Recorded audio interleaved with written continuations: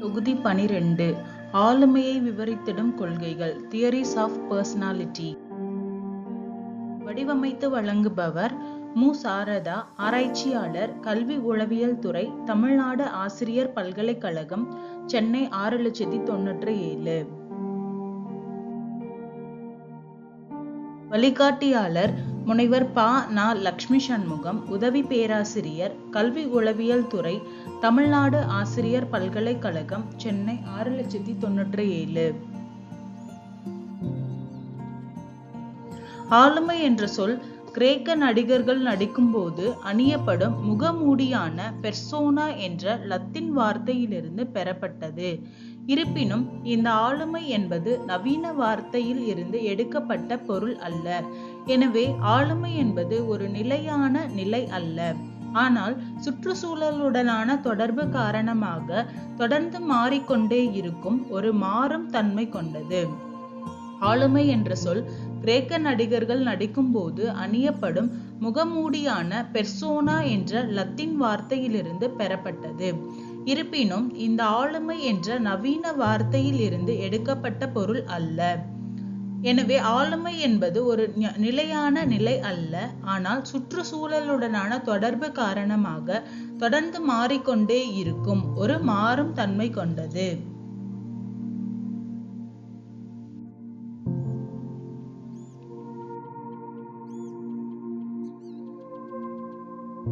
ஆளுமை என்பது நடத்தை செயல்பாடுகள், இயக்கங்கள் மற்றும் தனிநபரை பற்றிய எல்லாவற்றாலும் அறியப்படுகிறது. சுற்றுச்சூழலுக்கு பதிலளிப்பதற்கான வழி இதுவாகும். ஒரு தனி மனிதன் புறச்சூழலுடன் பழகும் விதம் ஆளுமை. முன்னின் வார்த்தைகளில் ஒரு தனி நபரின் கட்டமைப்பின் மிகவும் சிறப்பியல்பு ஒருங்கிணைப்பு, நடத்தை முறைகள், ஆர்வம், அணுகுமுறைகள், திறன்களை ஆளுமை என வரையறுக்கப்படலாம். நடத்தைக்கு ஒருங்கிணைப்பு தேவை என்றே கூறலாம். ஆளுமை என்பது நடத்தை செயல்பாடுகள், இயக்கங்கள் மற்றும் தனிநபரை பற்றிய மற்ற எல்லாவற்றாலும் அறியப்படுகிறது. சுற்றுச்சூழலுக்கு பதில் அளிப்பதற்கான வழி இதுவாகும். ஒரு தனி மனிதன் புற சூழலுடன் பழகும் விதம் ஆளுமை. முன்னின் வார்த்தைகளில் ஒரு தனி நபரின் கட்டமைப்பின் மிகவும் சிறப்பியல்பு ஒருங்கிணைப்பு, நடத்தை முறைகள், ஆர்வம், அணுகுமுறைகள், திறன்களை ஆளுமை என வரையறுக்கப்படலாம். நடத்தைக்கு ஒருங்கிணைப்பு தேவை என்று கூறலாம். இவ்வாறு பல்வேறு குணாதிசயங்களின் ஒருங்கிணைப்பு வெவ்வேறு நபர்களிடம் வித்தியாசமாக காணப்படுகிறது.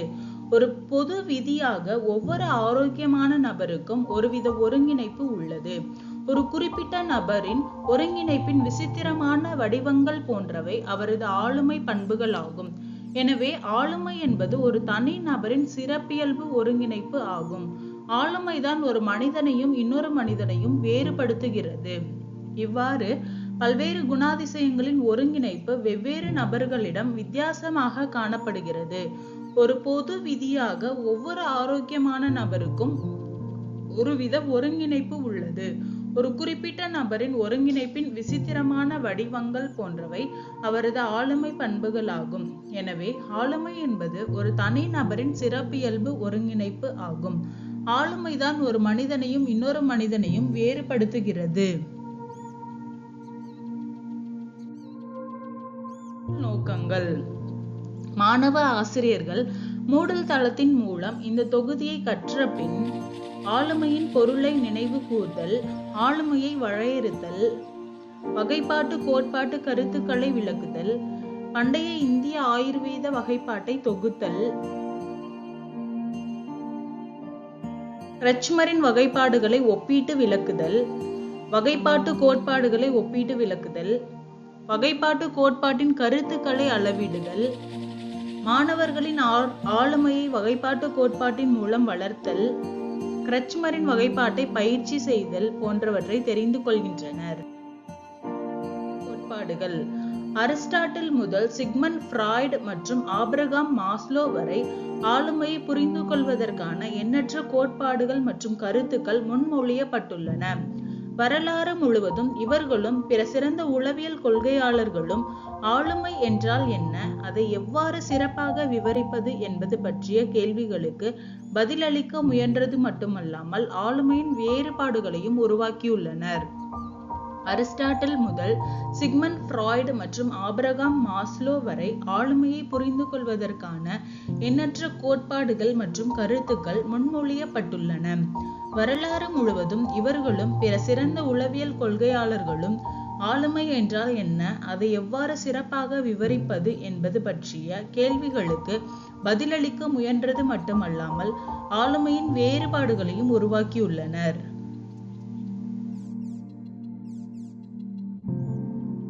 ஆளுமை பற்றிய ஆராய்ச்சிகள், கண்டுபிடிப்புகள், அறிவியல் சார்ந்த கருத்துக்கள் ஆகியவற்றின் அடிப்படையில் ஆளுமை என்னும் கருத்தினை விளக்குதல் ஆளுமை கோட்பாடு ஆகும். ஆளுமை பற்றிய ஆராய்ச்சிகள், கண்டுபிடிப்புகள், அறிவியல் சார்ந்த கருத்துக்கள் ஆகியவற்றின் அடிப்படையில் ஆளுமை என்னும் கருத்தினை விளக்குதல் ஆளுமை கோட்பாடு ஆகும்.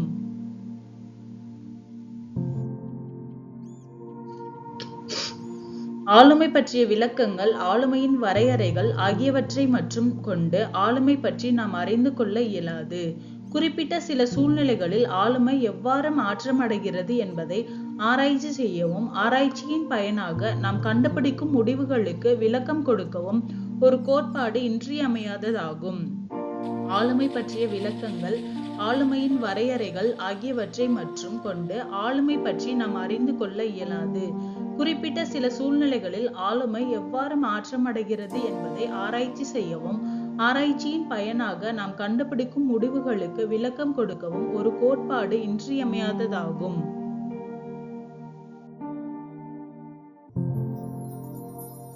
ஆளுமை என்னும் கருத்தினை பற்றிய ஆழ்ந்த அறிவு பெறுவதற்கும் இத்தகைய கோட்பாடு பேருதவியாக இருக்கின்றது.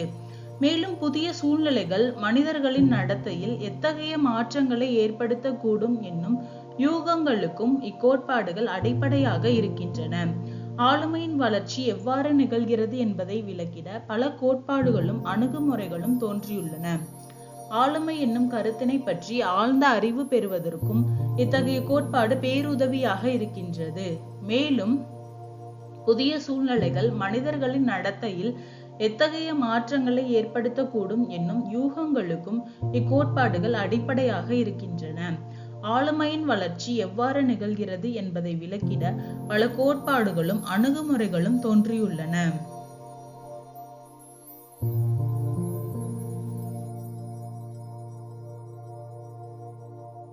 ஆளுமையின் சில முக்கியமான கோட்பாடுகளை நாம் விவாதிக்காவிட்டால் ஆளுமையின் பொருள் மற்றும் தன்மையை புரிந்து கொள்வதற்கான தேடல் முழுமையடையாது. இந்த கோட்பாடுகள் ஒரு வழியில் அல்லது வேறு வகையில் இந்த கட்டமைப்பு தொடர்பு கொள்ளும் செயல்முறைகளுடன் ஆளுமையில் ஈடுபட்டுள்ள அடிப்படை கட்டமைப்பு மற்றும் அடிப்படை செயல்களை அல்லது கட்டமைப்புகளை விவரிக்க முயற்சிக்கின்றன. பொதுவாக ஆளுமை கோட்பாடுகளை பின்வரும் வகைகளாக வகைப்படுத்தலாம்.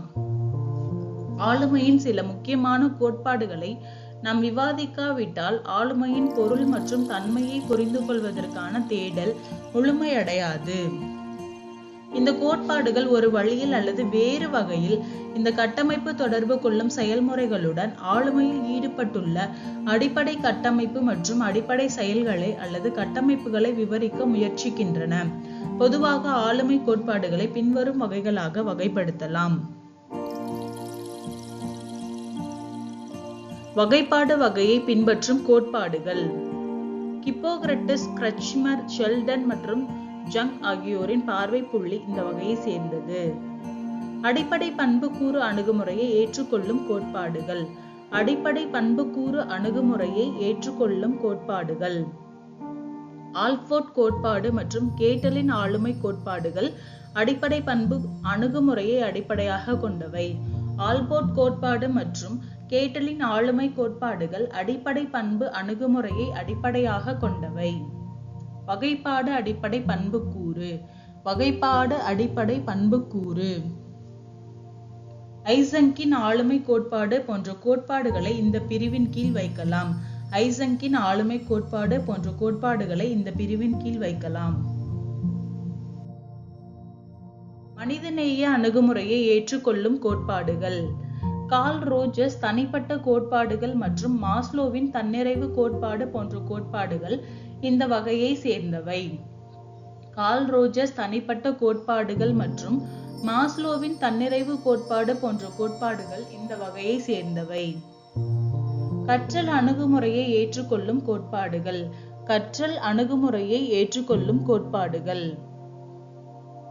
டாலட் மற்றும் மில்லரின் கற்றல் கோட்பாடு மற்றும் பண்டூரா மற்றும் வால்டரின் சமூக கற்றல் கோட்பாடு ஆகியவை இந்த வகைக்குள் வைக்கப்படலாம்.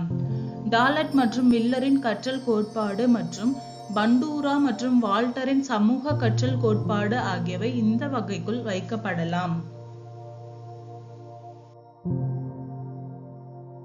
ஆளுமையின் வகைகளை விவரிக்க உளவியல் அறிஞர்கள் 3 அணுகுமுறைகளை பயன்படுத்துகின்றனர்.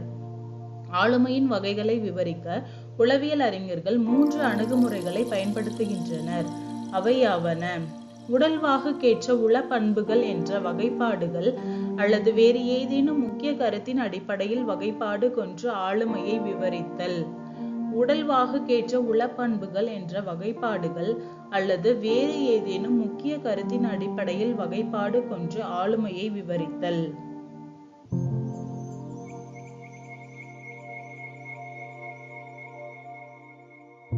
உள பண்புக்கூறுகள் வாயிலாக ஆளுமையை விவரிக்க முற்படுதல்.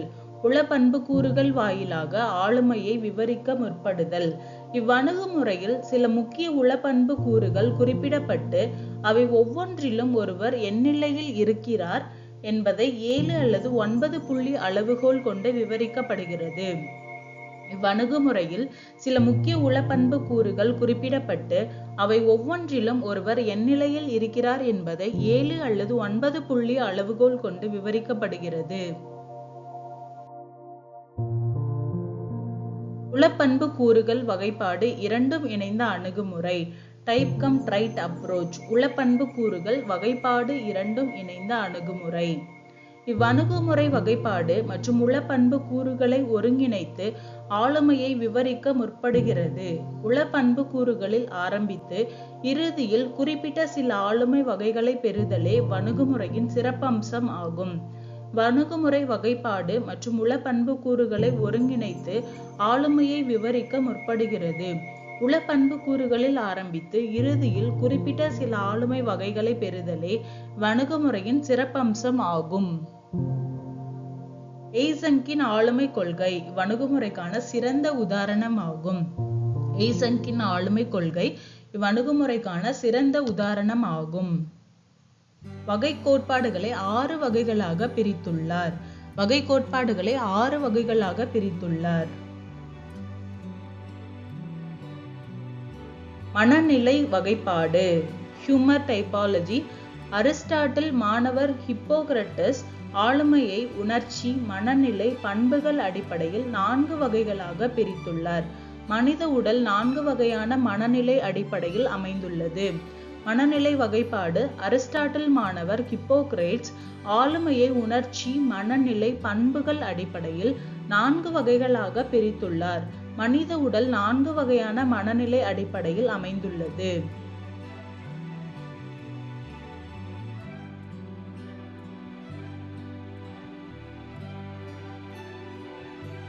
Serial number. ஃப்ளூயிட் டெம்பரமெண்ட் மனநிலை. கேரக்டரிஸ்டிக்ஸ் பண்புகள். பிளட் நன்மரபு. சங்குயின் சிரித்த மனப்பான்மை. ஆக்டிவ் ஹோப்ஃபுல் உற்சாகம் நம்பிக்கை. எல்லோ பைல் ஐய மனப்பான்மை. எல்லோ பைல் ஐய மனப்பான்மை. கோல்ரேக் சிடுமூஞ்சி மனப்பான்மை.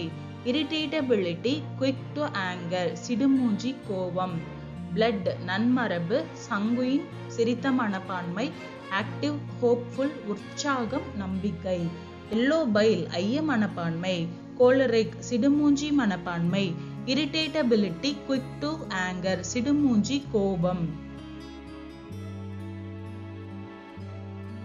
பில்கம் சோம்பேறித்தனம். பில்க்மேட்டிக் தூங்குமூஞ்சி மனப்பான்மை. காம் ஸ்லக்கீஸ் அமைதி மந்தமான. பிளாக் பைல் தெளிவற்ற. மேலன்கோலிக் அழுமூஞ்சி மனப்பான்மை. டிப்ரெஷன் ஸ்லோ அண்ட் பெசிமிஸ்டிக் மன அழுத்தம் நம்பிக்கையற்ற.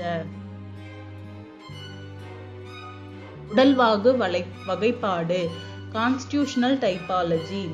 கிரச்மர், ஏர்னஸ்ட் கிரச்மர் 1926 ஜெர்மன் சைக்கியாட்ரிஸ்ட் என்பவர் உடல் அமைப்பின் அடிப்படையில் மனிதர்களை 3 வகைகளாக பிரித்துள்ளார்.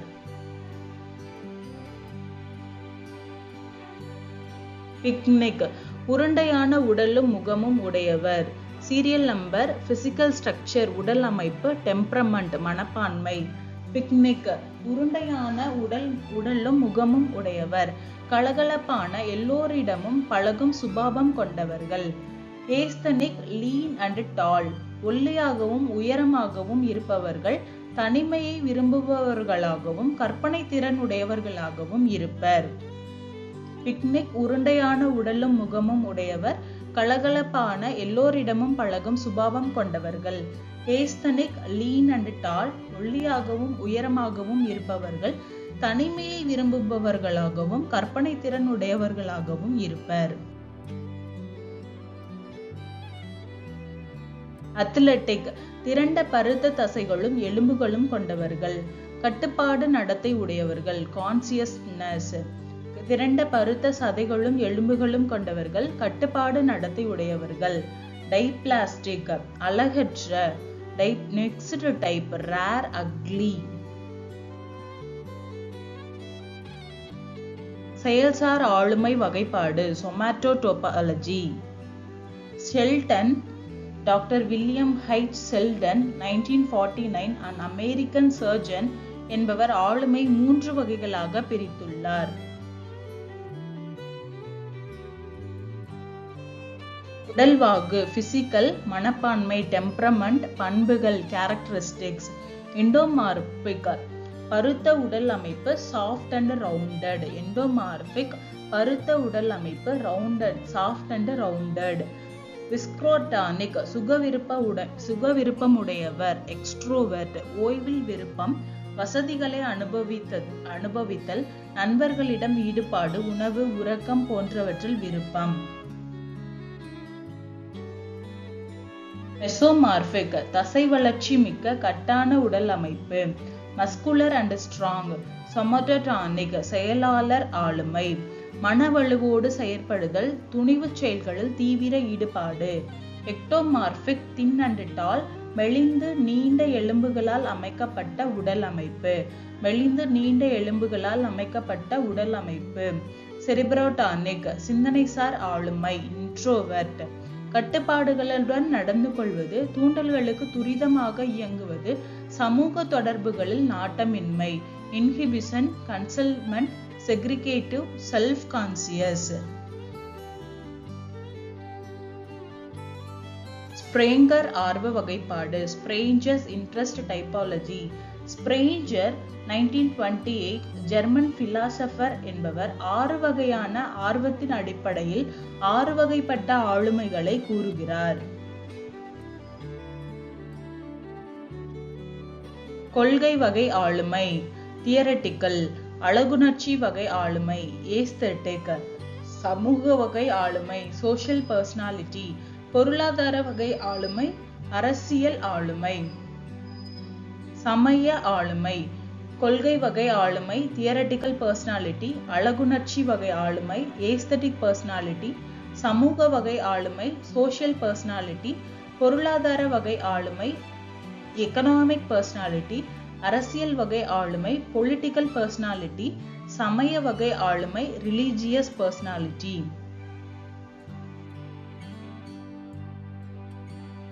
யுங் நடத்தை வகை கோட்பாடு, ஜங்ஸ் பிஹேவியரல் டைபாலஜி.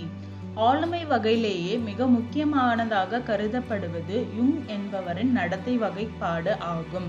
மனிதர்களை புறமுக வகைப்பட்டவர்கள், எக்ஸ்ட்ரோவர்ட்ஸ், அகமுக வகைப்பட்டவர்கள், இன்ட்ரோவர்ட்ஸ் என்று 2 வகைகளாக பிரிக்கிறார். புறமுக வகைப்பட்டவர்கள் வெளியுலக தூண்டல்களால் பெரிதும் உந்தப்படுபவன், சமூக வாழ்க்கையில் தீவிர பங்கு கொள்ள விளைபவன்.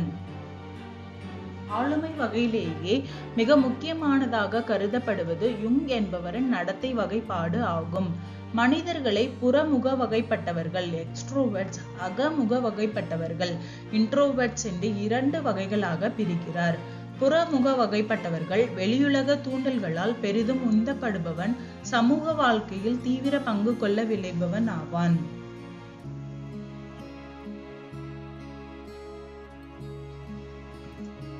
இவன் தனது மன வெளிச்சிகளை ஒளிவு மறைவின்றி வெளிப்படுத்துபவன். நட்பு பாராட்டுதல், எளிதில் குழப்பம் அடையாதிருத்தல், ஒத்துப்போகும் தன்மையுடையவர்கள், பேச்சில் சரளம், பிறரோடு வேலை செய்ய விரும்புதல், மக்களிடையே பிரபலமாக இருத்தல், அகமுடையோன், புற உலக நிகழ்ச்சிகளில் அதிக பங்கு கொள்ளாமல் தனது நினைவுகள், சிந்தனைகள், கற்பனைகள் ஆகியவற்றிலேயே ஒன்றியிருப்பான். இவன் தனது மன வெளிச்சிகளை ஒளிவு மறைவின்றி வெளிப்படுத்துபவன். நட்பு பாராட்டுதல், எளிதில் குழப்பம் அடையாதிருத்தல், ஒத்துப்போகும் தன்மையுடையவர்கள், பேச்சில் சரளம், பிறரோடு வேலை செய்ய விரும்புதல், மக்களிடையே பிரபலமாக இருத்தல், அகமுடையோன், புற உலக நிகழ்ச்சிகளில் அதிக பங்கு கொள்ளாமல் தனது நினைவுகள், சிந்தனைகள், கற்பனைகள் ஆகியவற்றிலேயே ஒன்றியிருப்பான்.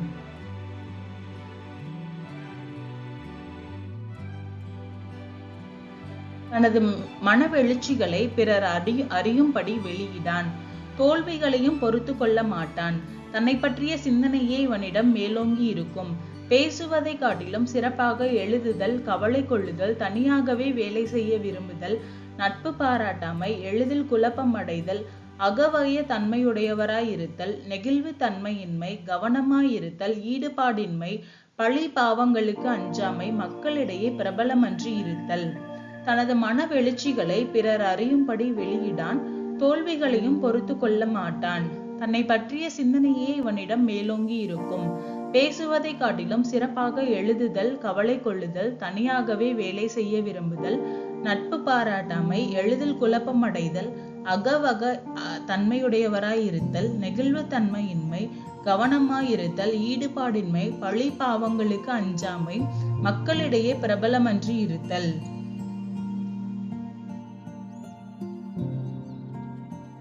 ஃப்ராய்டின் உளப்பாலூக்க வகைகள். ஃப்ராய்ட்ஸ் சைக்கோசெக்சுவல் டைபாலஜி. ஃப்ராய்ட் என்பவர் உளப்பணியின் அடிப்படையில் ஆளுமையை 5 வகைகளாக பிரித்துள்ளார். குழந்தைகளின் பிறப்பிலிருந்து 1 வயது வரை பாலியல் உணர்வு வாயில் சுவைத்தல் மகிழ்ச்சி அடைகிறது.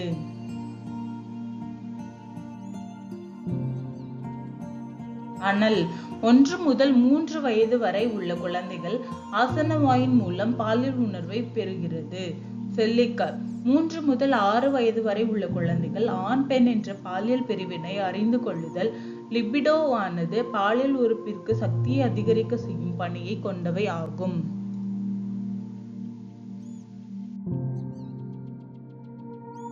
லேட்டன்சி 6 முதல் பருவமடைதல் வரை உள்ள பருவ காலம் ஆகும்.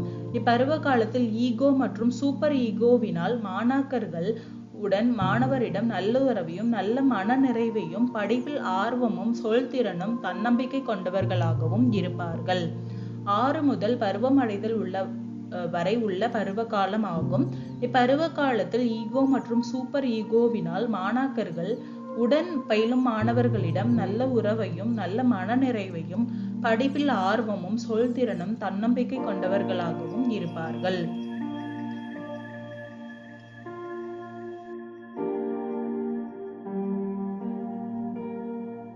ஜெனிட்டல் பிறப்புறுப்பு பருவமடைந்த வயதிலிருந்து இறக்கும் வரை உள்ள பருவ காலம் ஆகும்.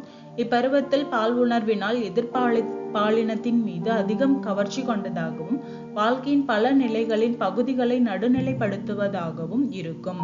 பருவமடைந்த வயதிலிருந்து இறக்கும் வரை உள்ள பருவ காலம் ஆகும். பருவத்தில் பால் உணர்வினால் எதிர்பாலினத்தின் மீது அதிக கவர்ச்சி கொண்டதாகவும் வாழ்க்கையின் பல நிலைகளின் பகுதிகளை நடுநிலைப்படுத்துவதாகவும் இருக்கும்.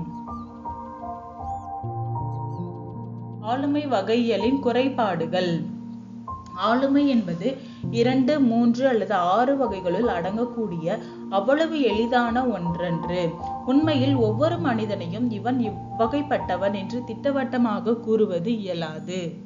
ஆளுமை என்பது 2, 3 அல்லது 6 வகைகளுள் அடங்கக்கூடிய அவ்வளவு எளிதான ஒன்றன்று. உண்மையில் ஒவ்வொரு மனிதனையும் இவன் இப்படிப்பட்டவன் என்று திட்டவட்டமாக கூறுவது இயலாது. ஆளுமை வகைகளால் குறிக்கப்படும் பண்புகள் எப்போதும் ஒழுங்காக காணப்படுவதில்லை. இதனை யுங் கூட ஒப்புக்கொள்கிறார். உதாரணமாக, ஒரு அகமுகன் பிறர் தன்னிடம் குற்றம் காண்பார்களோ என்ற அச்சம் உள்ளவனாகவும் பிறருடன் நெருங்கி பழகாத இயல்புடையவனாகவும் இருப்பான் எனப்படுகிறது. ஆளுமை வகைகளால் குறிக்கப்படும் பண்புகள் எப்போதும் ஒழுங்காக காணப்படுவதில்லை. இதனை யுங் கூட ஒப்புக்கொள்கிறார். உதாரணமாக, ஒரு அகமுகன் பிறர் தன்னிடம் குற்றம் காண்பார்களோ என்ற அச்சமுள்ளவனாகவும் பிறருடன் நெருங்கி பழகாத இயல்புடையவனாகவும் இருப்பான் எனப்படுகிறது.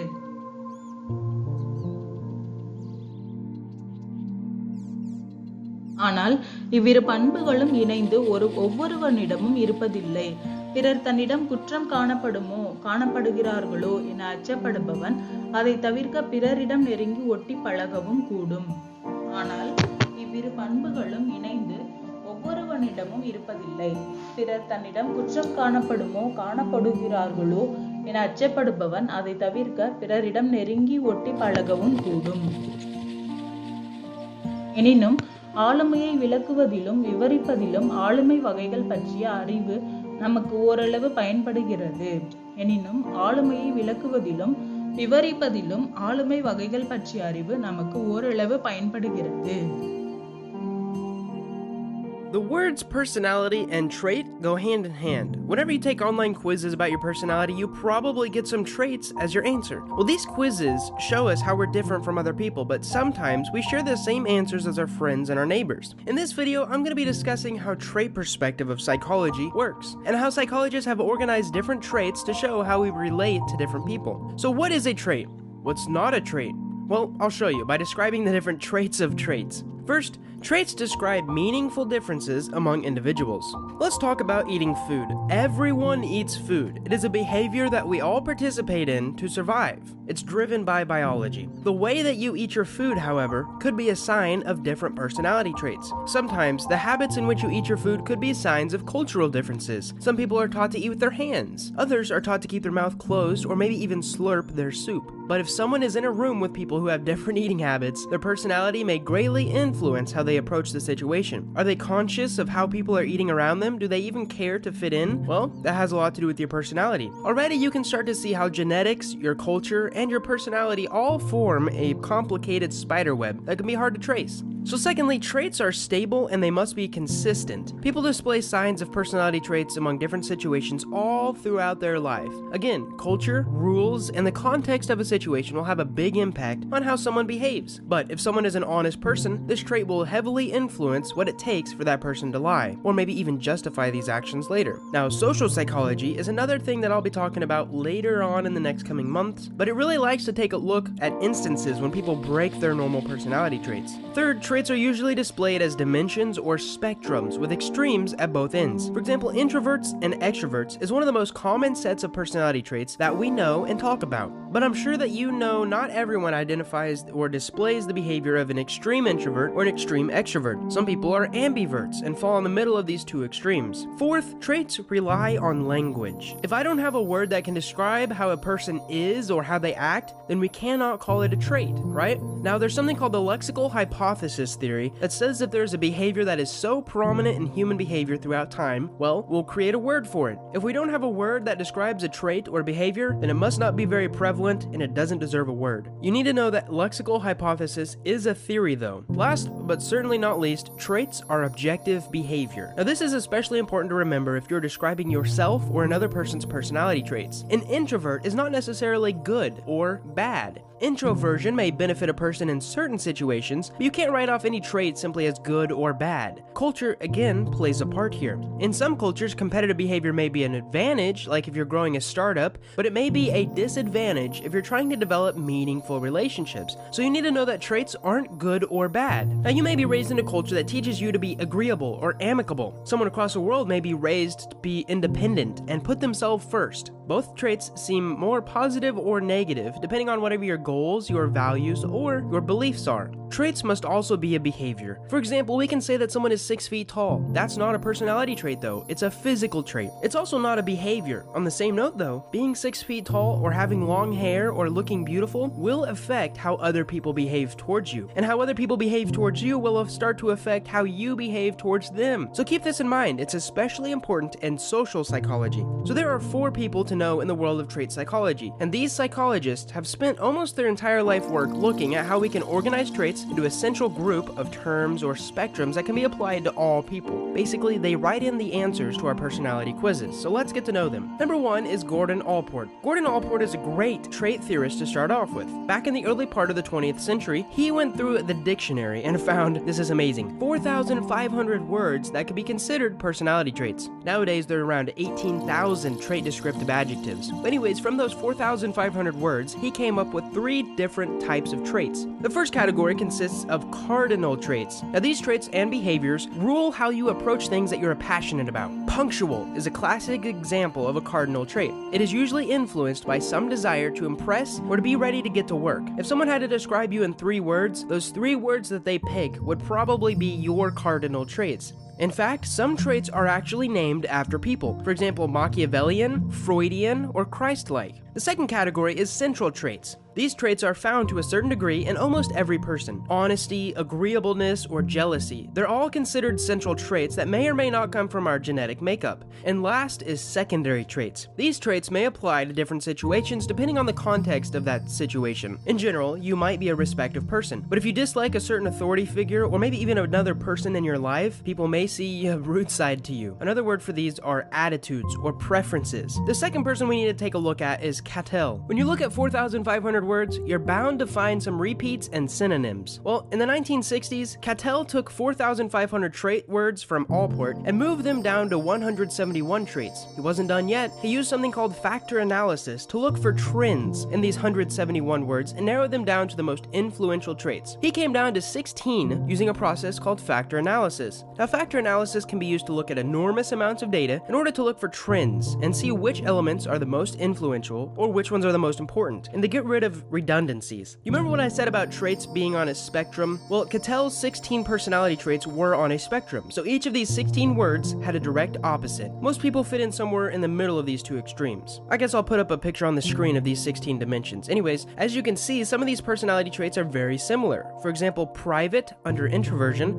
is very similar to loner under independence. The third person that we need to talk about is Eysenck. Eysenck had a specific job whenever he developed his theory. Around the same time that Cattell was developing his theories on personality, Eysenck worked at a psychiatric hospital in London. Now, his job was to make an initial assessment of the patients. Eysenck noticed that there were certain trends. He found that soldiers, for example, seemed to answer questions in a very similar way. Maybe these answers revealed specific traits that led a person to become a soldier. Eysenck called these first personality traits. What Eysenck is most known for, however, is the PEN model, P-E-N. He narrowed down the most important personality traits to just 3 traits: psychoticism, extroversion, and neuroticism. Now, these might sound like negative traits, but let's take a look at what they actually mean. Psychoticism. Whenever an individual engages in risky and irresponsible behavior, people with high psychoticism are usually more aggressive. Extroversion. When an individual engages in a lot of social activities. Also, an extrovert is considered under-aroused, and their cortical arousal can actually be measured with skin conductance. And lastly is neuroticism. When an individual's mood and emotions fluctuate more than normal, we consider them neurotic. Eysenck said that people experienced more flight or flight reactions than most people. Again, these are all on spectrums. Eysenck theorized that we all display some level of these traits, but we just express them to different degrees. Part of his theory comes from the belief that our personality traits come from our genetics. Now, I saved the big 5 for last because we'll go through the theory in more detail in a whole video. Psychology credits a small group of psychologists with the development of this theory, and it seems to be the best one that we have so far. It is a happy medium between the 3 personality traits developed by Eysenck and the 16 developed by Cattell. These are the big 5, also known as the Ocean theory. Similar to the PEN model, Ocean is an acronym for 5 different traits that all humans display some degree of. So take some time to think about your personality traits. You certainly have a lot of ways to assess the traits that you hold. Your friends and family already probably have a few choice words to describe your personality. Now, the more that you reflect on your personality, and remember, these traits are objective, the more that you can start to understand yourself. This self-awareness will help you find and and approach opportunities that best fit your personality traits. For example, if you know that you're an introvert, you can use this knowledge to create a schedule or pursue opportunities that allow introverts to shine. Maybe you're not sure if you're an introvert or an extrovert. Well, you can check out my free 3-in-1 personality quiz in the description below. It basically combines 3 of the major personality quizzes into one quiz that you can take in under 10 minutes. It also predicts all kinds of things about you, like your political stances, your relationship style, your health. It's actually pretty cool. So if you like this video, feel free to watch some of the other videos in this personality series, and if you didn't enjoy this video, leave a comment below so that I can make these videos better. Thank you so much for watching, and I hope to see you in the next video.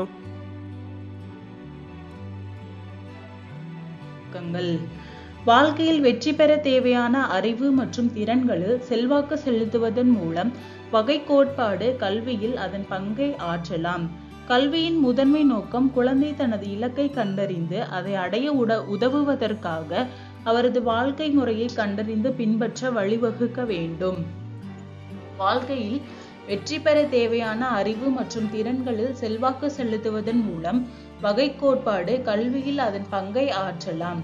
கல்வியின் முதன்மை நோக்கம் குழந்தை தனது இலக்கை கண்டறிந்து அதை அடைய உதவுவதற்காக அவரது வாழ்க்கை முறையை கண்டறிந்து பின்பற்ற வழிவகுக்கும். ஒரு நபரின் வாழ்க்கை முறை முதல் 4 ஆண்டுகளில் உருவாகிறது. எனவே இந்த கட்டத்தில் வளர்ப்பு மற்றும் பயிற்சி ஒரு நபரின் வாழ்க்கையில் மிக முக்கியமானது. இந்த காலகட்டத்தில் தாயின் செல்வாக்கு ஒப்பீட்டளவில் முக்கியமானது. ஒரு நபரின் வாழ்க்கை முறை முதல் 4 ஆண்டுகளில் உருவாகிறது. எனவே இந்த கட்டத்தில் வளர்ப்பு மற்றும் பயிற்சி ஒரு நபரின் வாழ்க்கையில் மிக முக்கியமானது. இந்த காலகட்டத்தில் தாயின் செல்வாக்கு ஒப்பீட்டு அளவில் முக்கியமானது. இது கற்றல் மூலம் மாணவர்கள் வாழ்க்கையின் ஒரு முக்கிய பகுதிகளில் சமூக சூழ்நிலைகளில் நம்பிக்கையுடனும் வசதியுடனும் இருப்பார்கள். இந்த கற்றல் மூலம் மாணவர்கள் வாழ்க்கையின் ஒரு முக்கிய பகுதிகளில் சமூக சூழ்நிலைகளில் நம்பிக்கை வசதியுடனும் இருப்பார்கள். கூச்ச சுபாவம் உள்ள அல்லது குறைந்த சுயமரியாதை உள்ள மாணவர்கள் வகுப்பு விவாதங்களில் பங்கேற்பது அல்லது புதிய நண்பர்களை உருவாக்குவது பெரும்பாலும் கடினமாக இருக்கும். கூச்ச சுபாவம் உள்ள அல்லது குறைந்த சுயமரியாதை உள்ள மாணவர்கள் வகுப்பு விவாதங்களில் பங்கேற்பது அல்லது புதிய நண்பர்களை உருவாக்குவது பெரும்பாலும் கடினமாக இருக்கும். ஆளுமை வளர்ச்சியின் வகை கோட்பாடு அவர்களுக்கு இந்த தயக்கங்களை சமாளித்து அவர்களின் நம்பிக்கையை வளர்க்க உதவும். ஆளுமை வளர்ச்சியின் வகை கோட்பாடு அவர்களுக்கு இந்த தயக்கங்களை சமாளித்து அவர்களின் நம்பிக்கையை வளர்க்க உதவும். மாணவர்கள் தங்கள் படிப்பில் வெற்றி பெற தேவையான தகவல் தொடர்பு திறனை வளர்த்து கொள்ள இது உதவும். மாணவர்கள் தங்கள் படிப்பில் வெற்றி பெற தேவையான தகவல் தொடர்பு திறனை வளர்த்து கொள்ள இது உதவும். தன்மதிப்பீடு வகைப்பாட்டு கோட்பாட்டின் பண்புகள் டேஷ் சார்ந்தது. வகைப்பாட்டு கோட்பாட்டின் பண்புகள் டேஷ் சார்ந்தது. ஹிப்போக்ரேட்ஸ் வகைப்பாட்டு கோட்பாட்டை டேஷ் பிரிவுகளாக வகைப்படுத்தலாம். ஹிப்போக்ரேட்ஸ் வகைப்பாட்டு கோட்பாட்டை டேஷ் பிரிவுகளாக வகைப்படுத்தலாம். கிரச்மரின் கோட்பாடு எத்தனை வகைப்பாடுகளாக பிரிக்கப்படுகிறது? கிரச்மரின் கோட்பாடு எத்தனை வகைப்பாடுகளாக பிரிக்கப்படுகிறது? 3, 4, 5, 7. Option A 3, option B 4, option C 5, option D 7. ஷெல்டனின் வகைப்பாடு எத்தகைய பிரிவுகளை கொண்டது? ஷெல்டனின் வகைப்பாடு எத்தனை பிரிவுகளை கொண்டது? Option A 4, option B 8, option C 3, option D 5. Option A 4, option B 8, option C 3, option D 5. யுங் ஒரு சுவிட்சர்லாந்து உளவியலாளர். சரி அல்லது தவறு? யுங் ஒரு சுவிட்சர்லாந்து உளவியலாளர். சரி அல்லது தவறு? வகைப்பாட்டு கோட்பாட்டு பிரிவுகளை விவரி. வகைப்பாட்டு கோட்பாட்டு பிரிவுகளை விவரி. Thank you.